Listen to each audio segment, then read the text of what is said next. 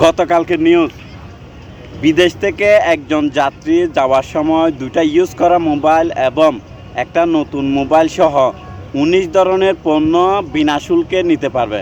আলহামদুলিল্লাহ। বাট কয়টা মোবাইল নিতে পারবে? দুইটা ইউজ করা মোবাইল এবং একটা নতুন মোবাইল। এটা প্রবাসীদের জন্য অনেক সুখবর। এর জন্য সবাই আলহামদুলিল্লাহ বলি, আলহামদুলিল্লাহ আলহামদুলিল্লাহ। বাট আমার একটা কথা ছিল, আমি কিছুদিন আগে সেম ভিডিও আপনাকে নিয়ে করছিলাম অন্য একটা জায়গায়, কিন্তু ডক্টর ইউনূস স্যারের কাছে একটা অনুরোধ ছিল যে আমরা খালি দুইটা পণ্য, এটা তো পণ্য বলতেছে 19টা পণ্য। আমার আর একটা কথা ছিল যে দুইটা ইউজ করা মোবাইল কেন হবে, দুইটা নিউ মোবাইল হতে পারে না? আমরা তো দুইটা মোবাইল নিতে চাইছিলাম, দুইটা নিউ মোবাইল এবং কি একটা ইউজ করা। কিন্তু এখন ডক্টর ইউনূস স্যার যে একটা প্রজ্ঞাপনটা জারি করছে বা আগামীকাল থেকে যে জারিটা করছে, এটা কি আসলে আজও কি সত্যি, সেটা আমি আপনার কাছ থেকে জানতে চাচ্ছি। না, এটা গতকালকের একটা জাতীয় পত্রিকার নিউজ। অভ্যন্তরীণ সরকারের পক্ষ থেকে, আইন উপদেষ্টা থেকে প্রবাসীদের জন্য একটু নড়েচড়ে বসছে। প্রথমত এইটা বিদেশি একজন যাত্রী যাওয়ার সময় দুইটা ইউজ করা মোবাইল এবং একটা নতুন মোবাইল সহ টোটাল 19টি পণ্য বিনা শুল্কে নিতে পারবে।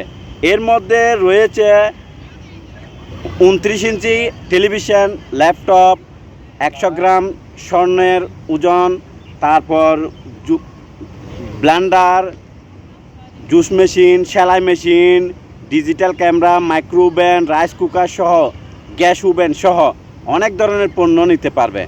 এখন এটা যেহেতু বলছো, মানে আদৌ কি সম্ভব? যেহেতু এটা প্রচার হয়ে গেছে, একটা জাতীয় পত্রিকায় প্রচার হয়েছে, আমি মনে করি অভ্যন্তরীণ সরকার এখন বুঝতেছে রেমিটেন্স যোদ্ধাদের এদের প্রয়োজন আছে। বাংলাদেশ বিনির্মাণ করার জন্য, স্বাধীন বাংলাদেশকে সুষ্ঠুভাবে সুন্দর করে সাজানোর জন্য অবশ্যই এই প্রবাসীদের পক্ষে কিছু কাজ করতে হবে। সে কাজটা তারা এইটা দিয়ে শুরু করেছে। আমি সেজন্য প্রবাসীদের পক্ষ থেকে আলহামদুলিল্লাহ বলতেছি।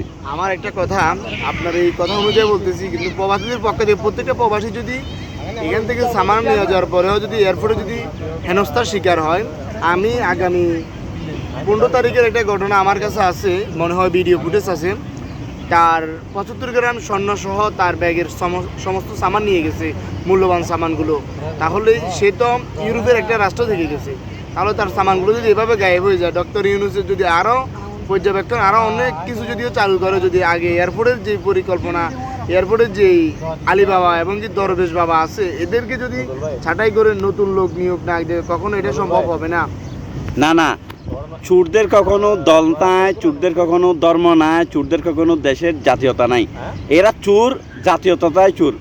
যারা চুরি করছে তারা প্রবাসীদের অসহায়ত্বকে পুঁজি করে চুরি করতেছে। আর অনেক প্রবাসী এই ধান্দাবাজ আছে যারা এক বছরে 4-5 বার গিয়ে, যারা প্রকৃত প্রবাসী তাদেরকে বিপদে ফেলে দিচ্ছে। কিছুদিন আগে ওই দরবেশ বাবা একটা ডকুমেন্ট দেখাইছে, একটা পাসপোর্টে একটা ফাতাতে প্রায় 20টা মতো সিল হবে। মানে সে এতবার আসা যাওয়া করছে, তার মানে সে প্রবাসী ছিল না, সে ছিল যে কালো টাকা এদিক থেকে ওদিক নেওয়ার কারিগর।